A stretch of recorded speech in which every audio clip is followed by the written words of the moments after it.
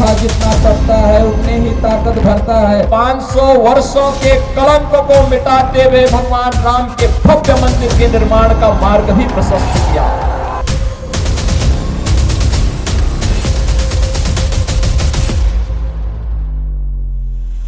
हमने पहले भी कहा 77 अभियुक्तों को हम अब तक गिरफ्तार कर चुके हैं। कोई भी बचने नहीं पाएगा। जो भी अपराधी होगा, ये तो मैं जानता हूं आपकी पीड़ा, क्योंकि जब सरकार की कार्रवाई अपने अंतिम उस तक जाएगी तो आप में से बहुत सारे लोग फतिया पढ़ने के लिए जाएंगे। तो आपको फतिया पढ़ने की लायक भी हम नहीं छोड़ेंगे।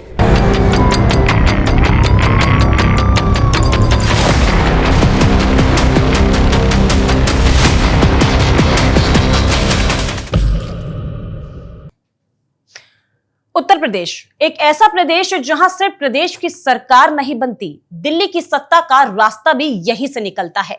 देश को सबसे ज्यादा प्रधानमंत्री देने वाला राज्य, और आज उसी उत्तर प्रदेश में बीजेपी की पकड़ सबसे ज्यादा मजबूत मानी जाती है, खासकर पूर्वांचल में।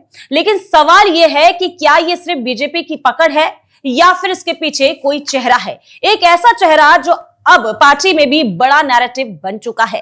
क्या योगी अब सिर्फ मुख्यमंत्री नहीं बल्कि ब्रांड बन चुके हैं?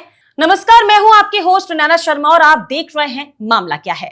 आज इस मुद्दे पर चर्चा करने के लिए हमारे साथ है हमारे एक्सपर्ट अनुराग चड्ढा जी। बहुत बहुत स्वागत है आपका। धन्यवाद नैना, कैसी हो आप? मैं ठीक हूँ सर, आप कैसे हैं? बहुत बढ़िया। तो चलिए आज फिर से अपनी चर्चा शुरू करते हैं और लोगों के सामने फिर से वो बात रखते हैं जो अनकही है, जो लोगों को नहीं पता है। तो शुरुआत करते हैं आपके साथ। तो अनुराग जी, आज का सबसे बड़ा सवाल, क्या उत्तर प्रदेश बीजेपी का सबसे बड़ा हथियार योगी ब्रांड बन चुका है? देखिए नैना, राजनीति बहुत दिलचस्प चीज होती है। वक्त, हालात और जनता कुछ लोगों को चेहरा बनाती है। जो चेहरे हैं, जो ब्रांड है, वो कोई पैदा नहीं होते, ये हालात ही उनको ब्रांड बनाते हैं। अगर हम ब्रांड की बात करें राजनीति में, वैसे तो देखिए राजनीति में बहुत ब्रांड हुए हैं। बात करें राजीव गांधी की, इंदिरा गांधी की, 90s से पहले। लेकिन अगर हम बात करें वर्तमान की, तो आपने प्रधानमंत्री नरेंद्र मोदी जी के बारे में पढ़ा होगा। एक साधारण सा कार्यकर्ता कैसे वो धीरे धीरे मोदी बन गया और आज वो देश का ब्रांड बन चुका है। इसके अलावा अगर हम बात करें योगी आदित्यनाथ की, तो योगी आदित्यनाथ भी उन्होंने मठ से अपनी भक्ति शुरू की। उसके बाद धीरे धीरे योगी आदित्यनाथ भगवाधारी बन गए। तो फर्क बस इतना है कि जो देश के प्रधानमंत्री नरेंद्र मोदी हैं, वो संगठन से सत्ता तक पहुंचे, और योगी आदित्यनाथ वो सीधे मठ से राजनीति में पहुंचे। तो ये योगी आदित्यनाथ और बाकी लोगों में फर्क है। योगी का ताल्लुक ना किसी बहुत बड़े राजनीतिक खानदान से है, ना उनके विरासत में राजनीति उनको मिली, ना उनका कोई बहुत बड़ा राजनीतिक परिवार है। एक भगवाधारी मठ में गया और उसके बाद वो राजनीति में आ गया।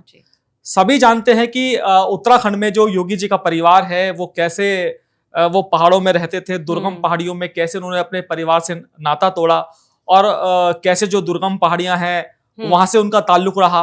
और कोई उनकी बहुत बड़ी हाई फाई प्रोफाइल नहीं थी, सीधी सादी जिंदगी, ना कोई राजनीतिक बैकग्राउंड, ना कोई वीआईपी टैग।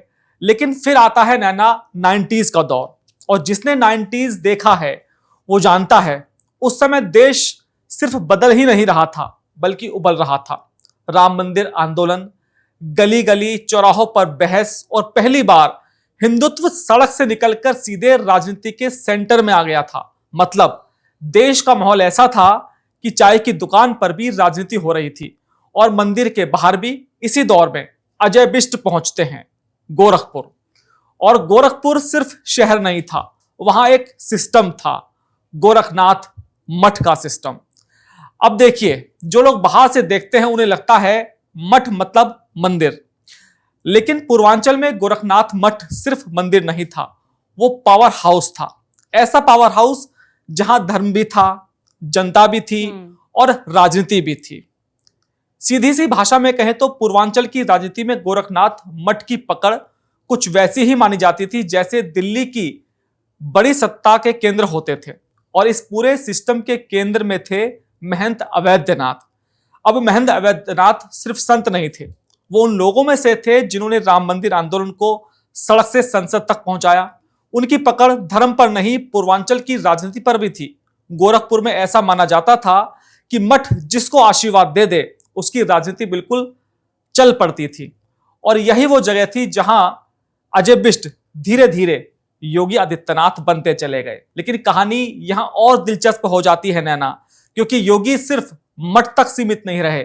उन्होंने वो किया जो बहुत कम धार्मिक चेहरे कर पाते हैं। उन्होंने हिंदुत्व को सिर्फ धार्मिक मुद्दा नहीं रहने दिया, उन्होंने लोकल राजनीति से इस धर्म को जोड़ दिया।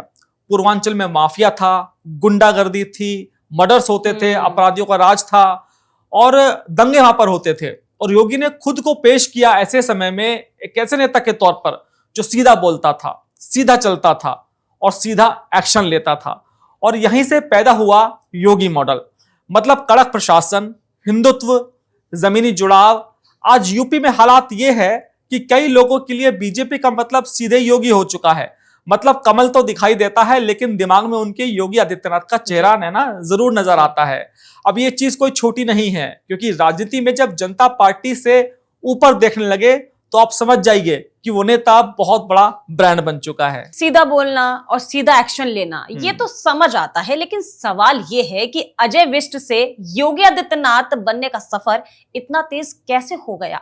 सिर्फ 4 साल में सांसद चुन लिए गए, तो क्या ये सिर्फ लोकप्रियता थी, यानी कि जितना फेमस वो हैं यही सब कुछ था, या फिर इसके पीछे कोई बड़ा सोशल और पॉलिटिकल कैलकुलेशन भी रहा होगा? नैना, योगी आदित्यनाथ यूं ही एक दिन में जनता के नेता नहीं बन गए कि वो मठ आते हैं और नेता बन जाते हैं। और ये कोई ओवरनाइट जर्नी नहीं थी, इसके पीछे बहुत लंबी कहानी है। दरअसल अब मैं अपने दर्शकों को समझा दूं कि उन्होंने पहले गोरखपुर को अच्छी तरह से समझा और उसके बाद फिर जो गोरखनाथ शहर था उस शहर को उन्होंने अपना माना। 1994 में मुझे याद है, जो मैंने पढ़ा है, महंत अवैधनाथ ने उन्हें गोरखनाथ मंदिर का उत्तराधिकारी बना दिया। तभी से योगी ने खुद को सिर्फ संत बनाकर मैदान में नहीं रखा, वो मैदान में उतर गए। मठ से जुड़े हर काम पर वो नजर रखते थे, स्कूल हो या अस्पताल हो, वो सभी पर कड़ी नजर रखते थे। जैसे मान लीजिए मठ का कोई कार्यक्रम होता है, योगी जी को कोई शिकायत मिलती थी तो वो किसी दूसरे के भरोसे उस शिकायत को नहीं छोड़ते थे, वो खुद मौके पर जाकर देखते थे कि भाई मामला क्या है। जैसे आजकल आपने देखा होगा कि जो अधिकारी है या नेता है केवल फाइलों को देखते हैं और रिपोर्ट तैयार कर लेते हैं, लेकिन नहीं, योगी आदित्यनाथ के साथ ऐसा नहीं था। वो जो कड़क प्रशासन है वो मठ से सीखे। पहले उन्होंने अपने आप को मठ में ढाला और फिर उन्होंने कामकाज सीखना शुरू किया। और योगी आदित्यनाथ जो है, उनका जो अंदाज था शुरू से वो यही था कि भाई पहले एक सिस्टम को समझो फिर काम करो, और यही चीज लोगों को अलग लगने लगी। एक घटना मैं आपको बताता हूं। यहीं से गोरखपुर ने पहली बार एंग्री योगी देखा। उस समय योगी नए नए आए थे। गोरखपुर मंदिर ट्रस्ट द्वारा संचालित जो महाराणा प्रताप इंटर कॉलेज था, वहां के कुछ छात्र कपड़े खरीदने बाजार चले गए थे।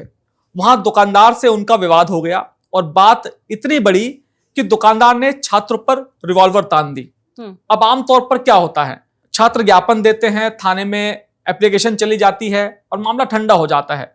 लेकिन यहां मामला जब योगी आदित्यनाथ तक पहुंचा तो फिर 2 दिन बाद गोरखपुर ने वो देखा जिसकी किसी को उम्मीद नहीं थी। योगी आदित्यनाथ सड़कों पर उतर गए, उग्र प्रदर्शन हुआ।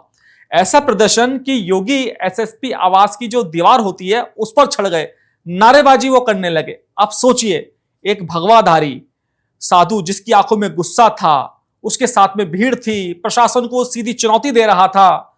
और पूर्वांचल की जनता के लिए ये कोई साधारण संत वाला दृश्य नहीं था। लोगों को लगा, अरे ये बाबा तो बोलता भी है, लड़ता भी है और एक्शन में भी है। तो पूर्वांचल की राजनीति में उनकी जो यही इमेज है बहुत तेजी से चमकी। उस समय गोरखपुर की राजनीति भी बदल रही थी। 2 बड़े बाहुबली चेहरे, हरिशंकर तिवारी और वीरेंद्र प्रताप शाही, उनकी पकड़ धीरे धीरे कमजोर हो रही थी। जनता, खासतौर पर युवा, एक नए चेहरे की तलाश में थी। एक ऐसा चेहरा जो सिर्फ भाषण ना दे, सामने खड़ा भी दिखाई दे। और योगी उस खाली जगह को भरते चले गए। कई लोगों को उनमें महंत दिग्विजय नाथ की झलक भी दिखाई देने लगी। वही तेज अंदाज, वही हिंदुत्व वाली साफ लाइन और वही डरेंगे नहीं वाली राजनीति में महंत दिग्विजय नाथ, यानी गोरखनाथ मठ मंदिर के वो महंत जिन्होंने पूर्वांचल में हिंदुत्व की राजनीति को एक मजबूत पहचान दी थी। और उनके बाद महंत अवैधनाथ ने उस विरासत को आगे बढ़ाया। अब वही तेज अंदाज, वही हिंदुत्व की साफ लाइन और वही आक्रामक शैली लोगों को योगी आदित्यनाथ में दिखाई देने लगी। गोरखपुर को लगने लगा था कि मठ को उसका अगला फायर ब्रांड चेहरा अब उनको मिल चुका है। क्या सिर्फ एक छात्र आंदोलन ही योगी को योगी बनाने का सबसे बड़ा टर्निंग पॉइंट था? हाँ नैना, वो जो आंदोलन था वो बहुत बड़ा टर्निंग पॉइंट था, क्योंकि पहली बार गोरखपुर ने योगी का वो रूप देखा जो सिर्फ मठ के अंदर पूजा पाठ करने वाला संत नहीं था, बल्कि सड़कों पर उतरकर लड़ने वाला चेहरा था। लेकिन अगर आप पूछें कि योगी की असली ताकत कहां से शुरू हुई, तो जवाब है हिंदू युवा वाहिनी। यहीं से कहानी सिर्फ गोरखपुर की नहीं रही, पूरा पूर्वांचल, फिर धीरे धीरे पूरा यूपी योगी नाम को पहचानने लगा। लेकिन उससे पहले एक चीज समझिए, योगी की सबसे बड़ी खासियत क्या थी? ना पैसा, ना बड़ी पॉलिटिकल फैमिली, ना दिल्ली वाला नेटवर्क। उनकी असली ताकत थी जनता के बीच रोज मौजूद रहना। आज भी गोरखपुर में पुराने लोग बताते हैं कि योगी सिर्फ चुनाव के समय नहीं दिखाई देते थे, वो गांव गांव जाते थे। अपने संसदीय क्षेत्र की लगभग 1900 जो ग्राम सभाएं होती हैं उनमें वो घूमते थे, लोगों के साथ बैठते थे, समस्याएं सुनते थे और फिर अधिकारियों को फोन लगाकर समाधान करवाना, जिसने योगी को बाकी नेताओं से बिल्कुल अलग बना दिया। लेकिन ये सब उन्हें लोकप्रिय तो बना रहा था, लेकिन असल राजनीतिक ताकत उन्हें मिली 2002 में, जब बनी हिंदू युवा वाहिनी। अब समझिए, ये सिर्फ संगठन नहीं था, ये योगी का ग्राउंड नेटवर्क था। एक ऐसा नेटवर्क जो बूथ स्तर तक फैला हुआ था। गांव के लड़के, छोटे कार्यकर्ता, स्थानीय समर्थक धीरे धीरे इससे जुड़ने लगे और यहीं से योगी सिर्फ गोरखपुर के सांसद नहीं रहे, वो हिंदुत्व के एग्रेसिव चेहरे के रूप में उभरने लगे। हिंदू युवा वाहिनी ने पूरे पूर्वांचल में योगी की राजनीतिक पकड़ मजबूत की। संगठन ने खुद को हिंदू हित और स्थानीय सुरक्षा की आवाज के रूप में पेश किया और उसी दौरान पूर्वांचल में माफिया और बाहुबलियों के खिलाफ एक सख्त नैरेटिव भी बनाया गया। अब दावा कितना सही था, यह राजनीति का अलग विषय हो सकता है, लेकिन जनता के बीच इमेज क्या बनी? योगी मतलब सख्त नेता, और राजनीति में इमेज ही सबसे बड़ा हथियार होती है। यहीं से योगी का कद बीजेपी के एक सांसद से ऊपर उठने लगा। धीरे धीरे पूर्वांचल में लोग उन्हें सिर्फ नेता नहीं, हिंदुत्व के सबसे आक्रामक चेहरे के तौर पर देखने लगे। और सच कहें तो यही हिंदू युवा वाहिनी थी जिसने योगी को एक सांसद से उठाकर हिंदू हृदय सम्राट वाले नैरेटिव तक पहुंचाने का नैना काम किया। तो क्या योगी की हिंदू हृदय सम्राट वाली छवि ही उन्हें मुख्यमंत्री की कुर्सी तक ले गई, या फिर इसके पीछे बीजेपी की कोई बड़ी राजनीतिक स्ट्रैटेजी भी थी? देखिए नैना, 2017 में योगी आदित्यनाथ को उत्तर प्रदेश का मुख्यमंत्री बनाना केवल यही विषय नहीं था, विषय बहुत बड़ा था। यह कोई प्रशासनिक फैसला नहीं था, वो बीजेपी का एक बहुत बड़ा राजनीतिक संदेश था। और हाँ, उनकी हिंदू हृदय सम्राट वाली छवि उस फैसले की बहुत बड़ी वजह थी। लेकिन कहानी सिर्फ यही खत्म नहीं होती। योगी सिर्फ भाषण देने वाले नेता नहीं माने जाते थे, उनकी पहचान थी कड़क प्रशासन, तेज फैसले और ग्राउंड लेवल पर मजबूत पकड़। मतलब दिल्ली को ऐसा चेहरा चाहिए था जो भीड़ भी खींच सके और संगठन को भी संभाल सके, और योगी दोनों ही जगह बिल्कुल फिट बैठते थे। एक चीज और समझिए, 2014 में बीजेपी ने लोकसभा में बड़ी जीत हासिल की थी, लेकिन उसके बाद दिल्ली और बिहार के चुनावों में बीजेपी को करारी हार भी मिली। पार्टी को यह डर सताने लगा नैना कि कहीं हिंदुत्व वाला कोर वोटर धीरे धीरे ढीला ना पड़ जाए। अब यूपी सिर्फ एक राज्य नहीं था, यूपी मतलब दिल्ली की सत्ता का गेटवे। अगर यूपी हाथ से निकलता तो उसका सीधा असर राष्ट्रीय राजनीति पर पड़ता। इसलिए बीजेपी को 2017 में एक ऐसा चेहरा चाहिए था जो 3 काम एक साथ कर सके। पहला, हिंदुत्व के कोर वोटर को पूरी तरह से सक्रिय बनाए रखे। दूसरा, जात पात वाली राजनीति से ऊपर उठकर एक बड़ा हिंदू वोट संगठित कर सके। और तीसरा, संत समाज, संगठन और आरएसएस तीनों को साथ लेकर चल सके। अब जरा सोचिए, उस समय बीजेपी में ऐसा चेहरा कौन था जो पूर्वांचल में भी लोकप्रिय हो, युवाओं में भी उसकी पकड़ हो, हिंदुत्व का आक्रामक चेहरा भी हो और जिसका ग्राउंड नेटवर्क भी मजबूत हो। सच कहूं तो उस समय योगी से बड़ा मास कनेक्ट किसी और नेता के पास नहीं था। केशव प्रसाद मौर्य अपनी सामाजिक पकड़ रखते थे, ब्रजेश पाठक अपनी अलग राजनीतिक शैली रखते हैं, लेकिन जो pan UP aggressive Hindu leader वाली इमेज थी वो सिर्फ योगी आदित्यनाथ के पास थी। और बीजेपी को उस समय ठीक वैसा ही चेहरा चाहिए था, एक ऐसा चेहरा जिसे देखकर कार्यकर्ताओं में भी जोश आ जाए और वोटरों को भी लगे कि हां, अब यूपी में स्ट्रांग सरकार आएगी। यही वजह है कि 2017 में योगी सिर्फ मुख्यमंत्री नहीं बने, बल्कि बीजेपी ने साफ संदेश दिया कि अब यूपी की राजनीति में हिंदुत्व प्लस सख्त प्रशासन दोनों एक साथ चलेंगे। मतलब योगी पहले से ही इतने लोकप्रिय हो चुके थे और फिर मुख्यमंत्री बनने के बाद उनकी छवि पूर्वांचल के नेता से निकलकर पूरे देश के बड़े चेहरे में बदल गई। निश्चित तौर पर नैना, जो योगी आदित्यनाथ हैं वो मुख्यमंत्री बनने से पहले बहुत फेमस थे, लेकिन यह बात भी सच है कि 2017 में जब वो मुख्यमंत्री बने और उससे पहले जो उनकी छवि थी वो केवल गोरखपुर में लोग उनको जानते थे, महाराजगंज में लोग उनको जानते थे, देवरी में उनको जानते थे, लेकिन जो उनकी हिंदू युवा वाहिनी थी उसकी पकड़ बाकी उत्तर प्रदेश के अलग अलग जिलों में होने लगी थी। लेकिन 2017 में जब वो मुख्यमंत्री बने तो उनको एक बहुत बड़ी जिम्मेदारी मिली। प्रदेश को आप ऐसे नहीं चला सकते कि केवल आप सांसद नहीं हैं, आपको सबको सुनना होगा, प्रदेश की नब्ज को आपको समझना होगा।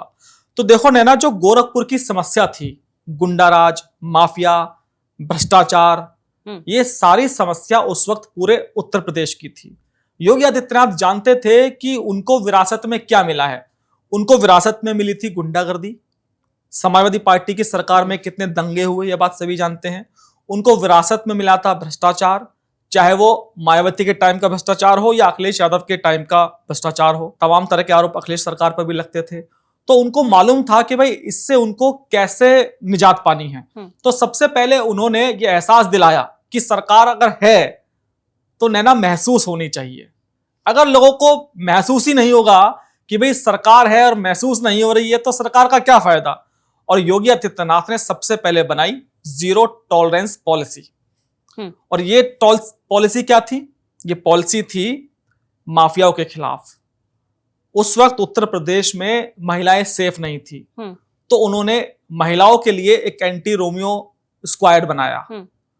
इसके अलावा अवैध बूचड़ खानों से पूरा जो प्रदेश था वो त्रस्त था। उन्होंने अवैध बूचड़ खानों के खिलाफ कार्रवाई की।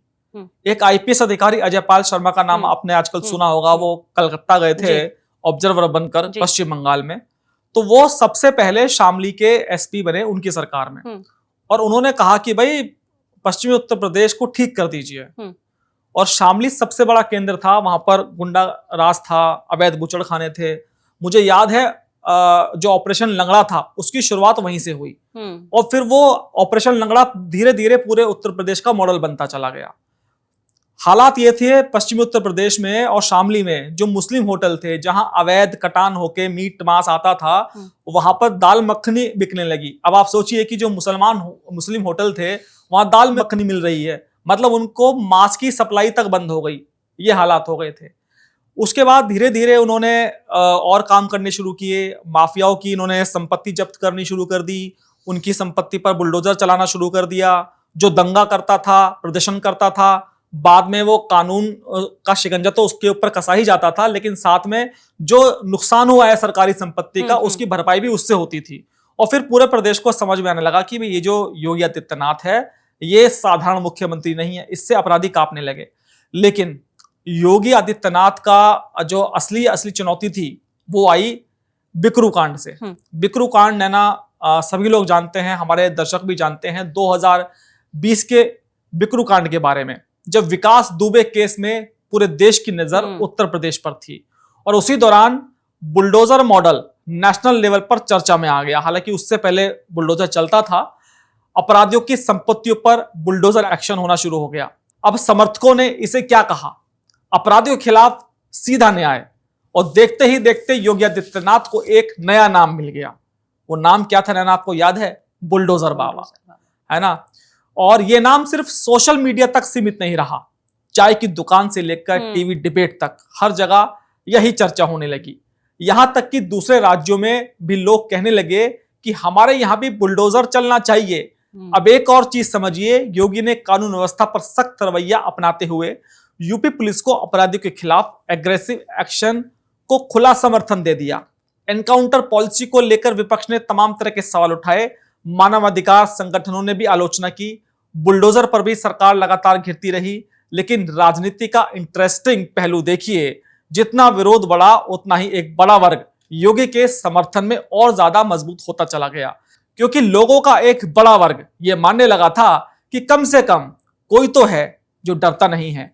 और यहीं से योगी सिर्फ यूपी के मुख्यमंत्री नहीं रहे, वो strong Hindu leader plus strong administrator, दोनों इमेज का नेशनल कॉम्बिनेशन बन गया। यानी 2017 से पहले योगी पूर्वांचल के बड़े नेता थे, लेकिन मुख्यमंत्री बनने के बाद वो पूरे देश की राजनीति में उनका जो चेहरा था वो बहुत बड़ा हो गया। जो दूसरे प्रदेश हैं वहां पर भी उनकी डिमांड होने लगी। 2017 के बाद दंगे नहीं हुए या मांस के टुकड़े फेंके नहीं गए? नैना देखो, कोई भी चीज एकदम से नहीं सुधरती। अपराधियों की आदत है अपराध करना, और जो पशुओं को काटते थे, अवैध मांस का कारोबार करते थे, ये जो दंगे करते थे, एकदम से तो ठीक नहीं होते। योगी आदित्यनाथ की सरकार में भी दंगे हुए, बरेली में भी कुछ इश्यूज हुए, हाथरस में इश्यूज हुए, और अवैध जो मीट काटने का काम करते हैं उन्होंने भी बूचड़ खाने चलाए। लेकिन सवाल यह है कि उसके बाद क्या हुआ, उन पर एक्शन हुआ। अब आप योगी सरकार और अखिलेश यादव के दंगों का कंपैरिजन करें तो जब मुजफ्फरनगर का दंगा हुआ था तो वहां दंगे के आरोपियों को थाने से छोड़ दिया गया था, लेकिन योगी आदित्यनाथ की सरकार में हाफ एनकाउंटर हुआ, या कोई बहुत बड़ा दंगा ही था मतलब एक्शन लिया जाता, वो सीधे ऊपर चला गया, और जो सरकारी संपत्ति का नुकसान हुआ था वो आरोपियों के घर वालों से और उससे वो वसूला गया। तो उसके बाद धीरे धीरे दंगे बिल्कुल खत्म होते चले गए। अभी 2 दिन पहले मैं आपको बताता हूं ना, जो गाजियाबाद के पास हापुड़ है, वहां पर एक धौलाना एरिया है, वहां पर कुछ दो लोगों में पक्षों में झगड़ा होना शुरू हो गया, दंगा करने की शुरुआत हो गई, लेकिन पुलिस ने ऐसा एक्शन लिया कि 24 घंटे में स्थिति एकदम ठीक हो गई। तो अपराध अभी भी होता है, दंगे अभी भी होते हैं, लेकिन उनको वहीं दबा दिया जाता है और एक्शन होता है। आज लोगों में एक सुरक्षा को लेकर पूरी सिक्योरिटी है। तो मतलब योगी की इस बढ़ती लोकप्रियता का सीधा फायदा बीजेपी सरकार को भी मिला?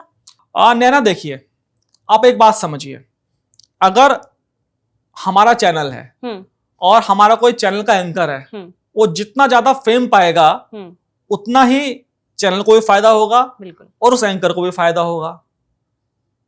तो आप योगी आदित्यनाथ अगर फेमस हुए तो उनकी व्यक्तिगत छवि भी बड़ी हो गई, और बीजेपी को भी एक मिल गया कि भाई हमारा एक जो नेता है वो ब्रांड बन चुका है। तो दोनों को व्यक्तिगत लाभ हुआ। आप ये नहीं कह सकते सिर्फ बीजेपी को लाभ हुआ।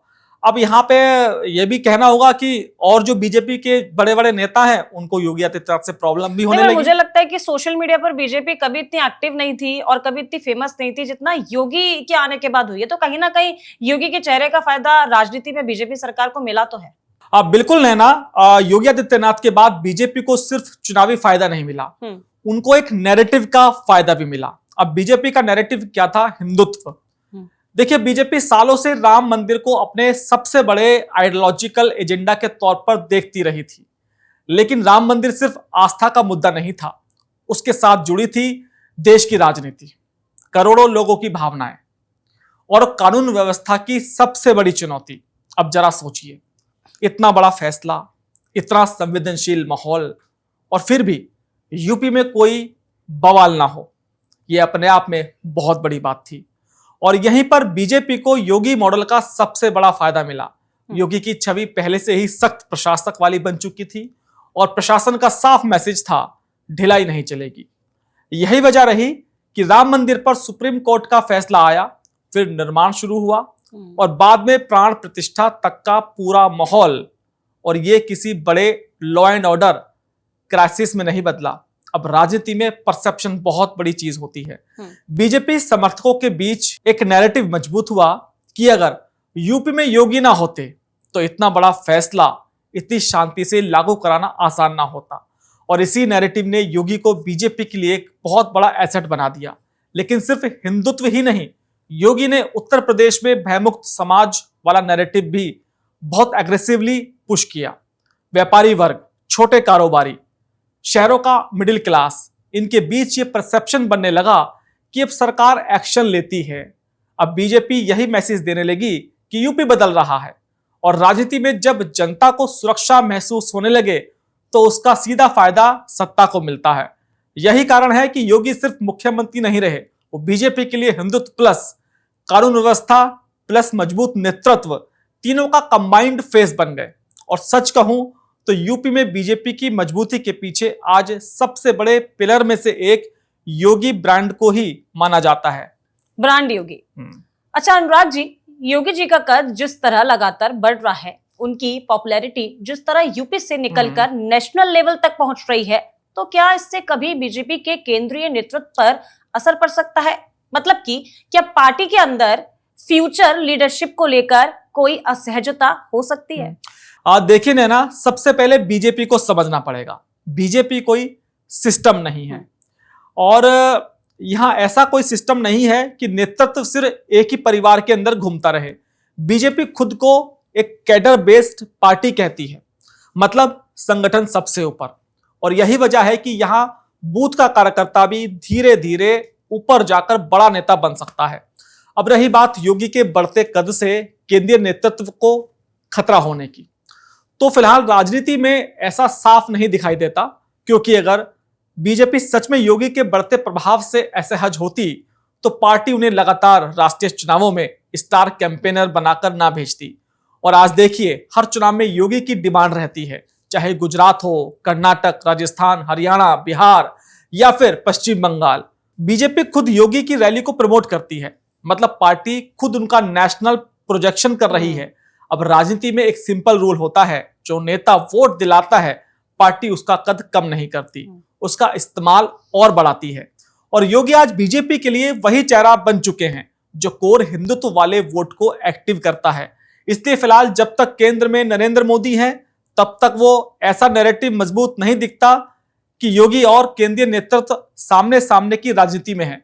हाँ, ये जरूर है कि योगी का पॉलिटिकल कद लगातार बढ़ रहा है। तो क्या सच में योगी अब सिर्फ नेता नहीं बल्कि ब्रांड बन चुके हैं, या यूं कहें कि उत्तर प्रदेश में बीजेपी का सबसे बड़ा हथियार अब खुद एक ब्रांड बन गया है? निश्चित तौर पर नैना, योगी आज बहुत बड़ा ब्रांड बन चुके हैं। अगर हालिया घटनाक्रम पर नजर डालें तो योगी की लोकप्रियता में लगातार इजाफा हुआ है। इंस्टाग्राम, एक्स पर मोदी के बाद भारत में अगर किसी बड़े नेता के सबसे ज्यादा फॉलोअर्स हैं तो वो योगी हैं।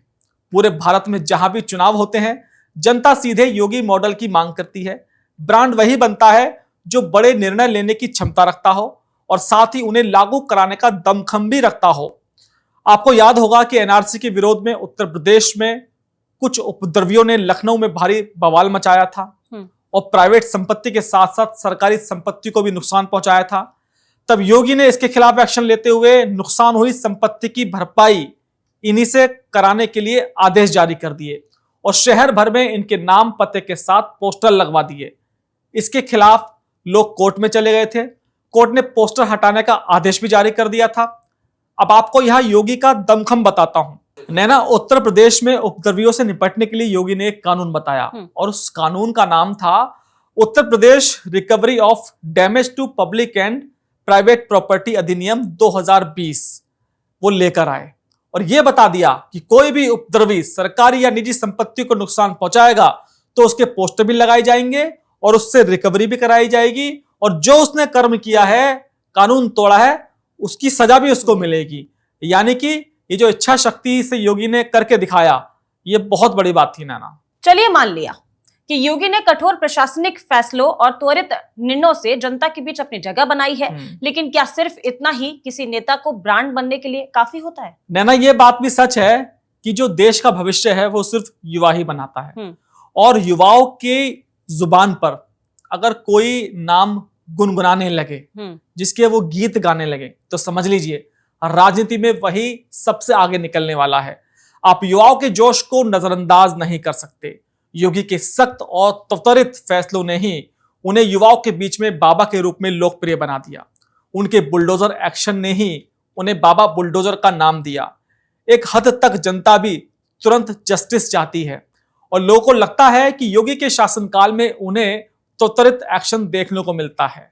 देखिए अनुराग जी, आपने योगी के हर पहलू को हमारे सामने रखा, लेकिन एक आखिरी सवाल, बीजेपी के लिए सबसे बड़ा चुनावी चेहरा कौन सा है? क्योंकि और भी नेता हैं और भी मुख्यमंत्री हैं इस देश में, तो उस हिसाब से अगर मैं पूछूं तो योगी, हिमंता या धामी, कौन सा चुनावी चेहरा सबसे बड़ी चुनौती है? देखिए नैना, हर प्रदेश का जो डायनेमिक है वो अलग होता है। वहां की राजनीति, वहां का समीकरण बिल्कुल डिफरेंट होता है और उनकी अपनी चुनौतियां भी होती हैं और अपना उनका समीकरण होता है। हेमंता और धामी भी अपने अपने राज्यों में मजबूत नेता हैं, लेकिन अगर मास इंपैक्ट और एग्रेसिव पॉलिटिकल इमेज की बात करें तो योगी की तुलना फिलहाल किसी और दूसरे नेता से बिल्कुल नहीं की जा सकती। योगी की सबसे बड़ी ताकत है उनका साहसिक निर्णय लेने वाला अंदाज। अभी बंगाल चुनावी आप देख लीजिए, योगी की सभाओं में उमड़ती भीड़ और जय श्री राम के नारों ने यह दिखा दिया था कि यूपी से बाहर भी उनका असर कितना बड़ा हो चुका है। यही कारण है कि आज बीजेपी के पास अगर सबसे बड़ा फायर ब्रांड हिंदू फेस अगर कोई है तो वो सिर्फ और सिर्फ योगी आदित्यनाथ है। नैना, मैं आपसे गारंटी से बात कहता हूं, आप उत्तर प्रदेश के बाहर किसी भी राज्य में आप जाइए और जब आप बताएंगे ना कि आप उत्तर प्रदेश से आए हैं तो लोग आपसे कहेंगे कि अच्छा उसी उत्तर प्रदेश से कि जहां के मुख्यमंत्री योगी आदित्यनाथ हैं। तभी योगी जी से कनेक्ट करेंगे जरूर। 100% आप कहीं भी जाइए, मैं कर्नाटक जाता हूं, मैं कई बार गोवा भी घूमने गया, राजस्थान भी जाता हूं, तो वहां के लोग यहां तक कहने लगे कि भाई आप यूपी के मुख्यमंत्री को आप यहां ले आइए। तो लोगों के बीच में योगी आदित्यनाथ एक परसेप्शन बन चुके हैं, बड़े ब्रांड बन चुके हैं। तो अब बात सिर्फ यूपी के मुख्यमंत्री तक सीमित नहीं रही। बुलडोजर वाले बाबा अब एक ऐसा पॉलिटिकल सिंबल बन चुके हैं जिसकी गूंज यूपी से निकलकर पूरे देश की राजनीति में सुनाई दे रही है। और सबसे बड़ा सवाल, क्या बीजेपी के अंदर मोदी के बाद अब किसी नेता की सबसे ज्यादा चर्चा होती है तो वो अब योगी हैं। कि योगी अब सिर्फ नेता नहीं रहे, वो योगी ब्रांड बन चुके हैं। और राजनीति में ब्रांड वही बनता है जिसकी चर्चा सिर्फ वर्तमान में नहीं भविष्य में भी होने लगे। जी धन्यवाद अनुराग जी, हमें अपना कीमती समय देने के लिए। थैंक यू नैना। और जो आज का विषय था, योगी एक ब्रांड बन चुके हैं जी। और वाकई यह बात सही है कि मोदी केवल देश के ही बड़े नेता नहीं है, वो वैश्विक स्तर पर बड़े नेता बन चुके हैं। और मोदी के रहते हुए अगर योगी आदित्यनाथ का कद बढ़ रहा है तो आप समझिए कि इशारा मेरा किसकी तरफ है। आज का आपका विषय बहुत अच्छा था नैना, और फिर दूसरे शो में आपसे मुलाकात होगी। बिल्कुल। Thank you. तो क्या सच में यूपी की राजनीति से निकला ये भगवादारी चेहरा अब देश की राजनीति का अगला बड़ा अध्याय बनने जा रहा है? क्या योगी मॉडल आने वाले समय में बीजेपी की सबसे बड़ी राजनीतिक ताकत बनेगा? और सबसे बड़ा सवाल, क्या बुलडोजर बाबा एक दिन देश की सबसे बड़ी कुर्सी तक पहुंच सकते हैं? फिलहाल इसी सवाल के साथ नमस्कार, देखते रहिए न्यूज़ 1 इंडिया। जय हिंद।